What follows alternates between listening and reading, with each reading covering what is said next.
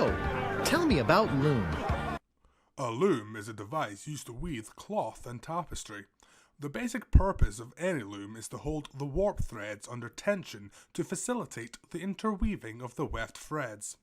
The precise shape of the loom and its mechanics may vary, but the basic function is the same. Etymology. The word loom is derived from the Old English geloma, formed from ge, the perfective prefix, and loma, a root of unknown origin. This meant utensil or tool or machine of any kind. In 1404 it was used to mean a machine to enable weaving thread into cloth. By 1838 it had gained the meaning of a machine for interlacing thread. Weaving, see also weaving, and textile manufacturing terminology. Weaving is done by intersecting the longitudinal threads, the warp, i.e. that which is thrown across, with the transverse threads, the weft, i.e. that which is woven. The major components of the loom are the warp beam, heddles, harnesses or shafts, as few as 2, 4 is common, 16, not unheard of, shuttle, reed and take-up roll. In the loom, yarn processing includes shedding, picking, battening and taking up operations.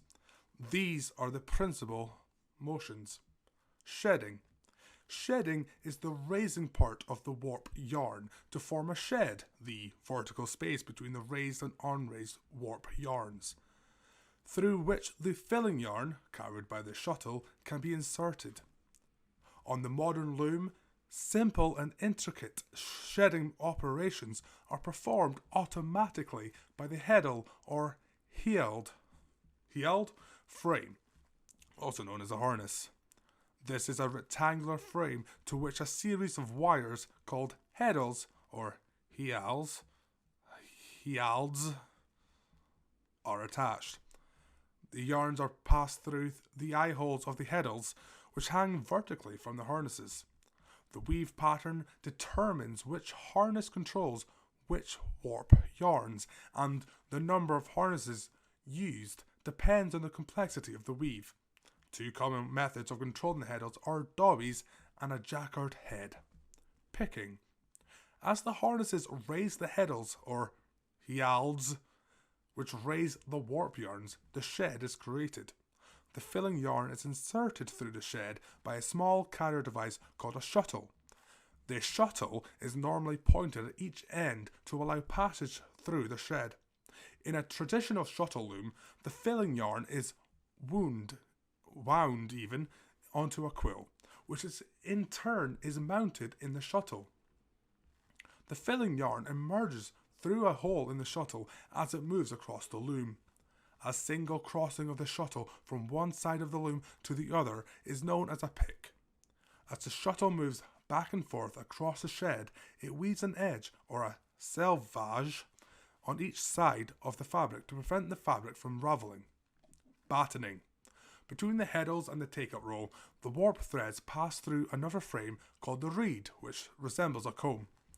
The portion of the fabric that has already been formed but not yet rolled up on the take-up roll is called the fell. After the shuttle moves across the loom, laying down the fill yarn, the weaver uses the reed to press or batten each filling yarn against the fell. Conventional shuttle looms can operate at speeds of about 150 to 160 picks per minute. There are two secondary motions because with each weaving operation, the newly constructed fabric must be wound on a cloth beam. This process is called taking up. At the same time, the warp yarns must be let off or released from the warp beams. To become fully automatic, a loom needs a tertiary motion, the filling stop motion. This will break the loom if the weft thread breaks. An automatic loom requires 0.125 horsepower to 0.5 horsepower to operate. Types of looms. Backstrap loom, a simple loom which has its roots in ancient civilizations, consists of two sticks or bars between which the warps are stretched. One bar is attached to a fixed object and the other to the weaver, usually by means of a strap around the back. On traditional looms, the two main sheds are operated by means of a shed roll over which one set of warps pass, and continuous string heddles which encase each of the warps in the other set. The weaver leans back and uses his or her body weight to tension the loom. To open the shed controlled by the string heddles, the weaver relaxes tension on the warps and raises the heddles. The other shed is usually opened by simply drawing the shed roll toward the weaver even. Both simple and complex textiles can be woven on this loom. Width is limited to how far the weaver can reach from side to side to pass the shuttle. Warp-faced textiles, often decorated with intricate pick-up patterns, woven in complementary and supplementary warp techniques, are woven by indigenous peoples today around the world. They produce such things as belts, ponchos, bags, hat bands, and carrying cloths. Supplementary weft patterning and brocading is practiced in many regions. Balanced weaves are also possible on the backstrap loom. Today, commercially produced backstrap loom kits often include a rigid heddle. Warp-weighted loom. The warp-weighted loom is a vertical loom that may have originated in the Neolithic period. The earliest evidence of warp-weighted looms comes from sites belonging to the Starcevo culture in modern Serbia and Hungary, and from late Neolithic sites in Switzerland. This loom was used in ancient Greece and spread north and west throughout Europe thereafter. Its defining characteristic is hanging weights, loom weights, which keep bundles of the warp threads taut. Frequently, extra warp thread is wound around the weights. When a weaver has reached the bottom of the available warp, the completed section can be rolled around the top beam and additional lengths of warp threads can be unwound from the weights to continue. This frees the weaver from vertical size constraints. Draw loom. A draw loom is a hand loom for weaving figured cloth. In a draw loom, a figure harness is used to control each warp thread separately. A draw loom requires two operators, the weaver and an assistant called a draw boy, to manage the figure harness. Hand loom. A hand loom is a simple machine used for weaving. In a wooden vertical shaft looms, the heddles are fixed in the place of the shaft. The warp threads pass alternately through a heddle and through a space between the heddles, the shed, so that raising the shaft raises half the threads, those passing through the heddles, and lowering the shaft lowers the same threads. The threads passing through the spaces between the heddles remain in place. This was a great discovery in the era. Yes, it was. Flying shuttle. Hand weavers could only weave a cloth as wide as the arm span. If cloth needed to be wider, two people would do the task. Often this would be an adult with a child. John Kay, 1704 to 1779, patented the flying shuttle in 1733. The weaver held a pick and stick that was attached by cords to a device at both ends of the shed. With a flick of the wrist, one cord was pulled and the shuttle was propelled through the shed to the other end with considerable force, speed, and efficiency. A flick in the opposite direction and the shuttle was propelled back. A single weaver had control of this motion, but the flying shuttle could weave much wider fabric than an arm's length at much greater speed than had been achieved with the hand-thrown shuttle. The flying shuttle was one of the key developments in weaving that helped fuel the Industrial Revolution. The whole picking motion no longer relied on manual skill, and it was a matter of time before it could be powered. Hotless and bassless looms. I have no idea if I pronounced that correctly. You know, who really cares? If you've gotten this far already, then congratulations. Looms used for weaving traditional tapestry are classified as hotless looms. where the warp is suspended vertically between two rolls, and the basilisk looms, where the warp extends horizontally between the rolls. Ribbon weaving. Main article, Inco weaving. Traditional looms. Several other types of hand looms exist, including the simple frame loom, pit loom, freestanding loom, and the pegged loom. Each of these can be constructed and provide work and income in developing societies. Just gonna have a wee drink. Yeah, I had no idea what you're getting into when you asked me about loom. Trust me. I could talk about looms all day. But my favourite kind of looms are power looms. Edmund Cartwright built and patented a power loom in 1785. And it was this that was adopted by the nascent cotton industry in England. The silk loom, made by Jacques Vaucanson in 1745, operated on the same principles but was not developed further. The invention of the flying shuttle by John Kay was critical to the development of a commercially successful power loom.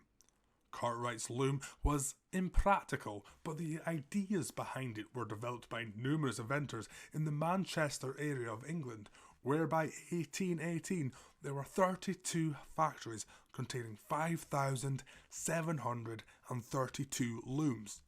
Horrock's loom was viable, but it was the Roberts loom in 1830 that marked the turning point. Incremental changes to the three motions continued to be made. The problems of sizing, stop motions, consistent take-up, and a tempo to maintain the widths remained. In 1841, Kenworthy and Bollow produced the Lancaster loom, which was self-acting or semi-automatic. This enables a youngster to run 6 looms at the same time. Thus, for simple calicos, the power loom became more economical to run than the hand loom. With complex patterning that used a dobby or a jacquard head, jobs were still put out to hand loom weavers until the 1870s.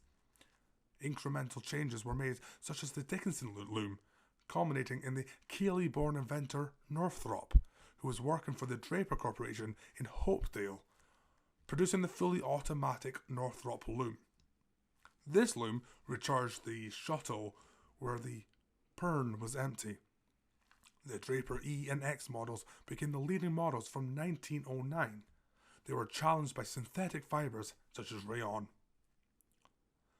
From 1942, the faster and more efficient shuttleless Sweezer looms and the Rapier looms were introduced.